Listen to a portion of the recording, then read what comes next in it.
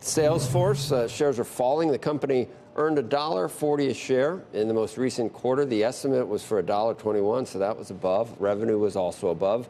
And the midpoint of the current quarter guidance was slightly below analysts' expectations. The company said it would also take a $900 million hit in sales because of foreign currency effects.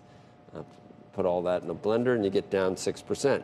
Salesforce also announced that co-CEO Bret Taylor is stepping down a year after being promoted to that role.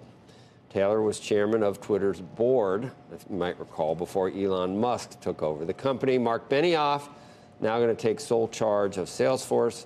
He said Taylor left Salesforce to found a new company.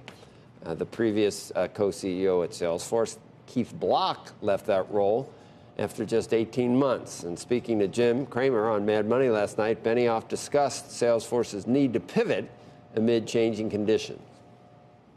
You have to constantly reshape your company. We've already reshaped part of the company. We'll continue to reshape the company because you have to look at everything as the market is changing. Every industry has a slightly different characteristic right now. Some are buying very aggressively. Some are more subdued because of what they're going through.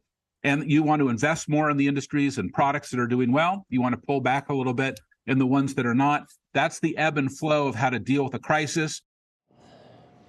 But even with today's decline, stock still up about 4%. I still have questions about this one, by the way. Yeah. I mean, on the call, he said, you can't cage a tiger. And that was what he was saying about Bret, who wants to be an entrepreneur. But the truth is, I don't think originally, at least when Bret took this job, that he thought he was doing this 12 months. For only 12 months. Right. And then to take the board position at Twitter, it seems like I don't think he also knew what was going to happen to Twitter, but I think you're settling in to a different life, actually, than running a startup.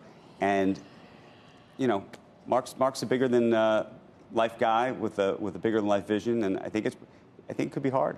Yeah. With Iger, same thing. Yep. I think of some of the same stories of people who like running their companies and feel like they can really turn things. It's been a difficult period, and all I could think about was when Barry Sternlicht was here, right. And he was repeating what he had heard about, like a $20 million deal that got cut down to a $22 million deal, just the hard times that companies, and by the way, Benioff acknowledged this last night in some of the things he was talking about. Just look, there are some companies that aren't able to spend what they thought because of their own issues and things they have going on. The economy's turned. And it's not tech or media.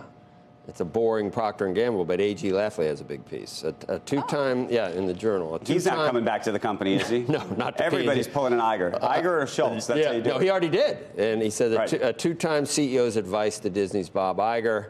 Here are 5 things I learned after I went back to Procter & Gamble, sort of in an emergency role. He was 2000 to 2010, and then 2013 to 2015. Yeah. We never really got him on Squawk as much as we wanted to for someone that's from my hometown. He didn't want that very often. Speak very frequently. No, he didn't.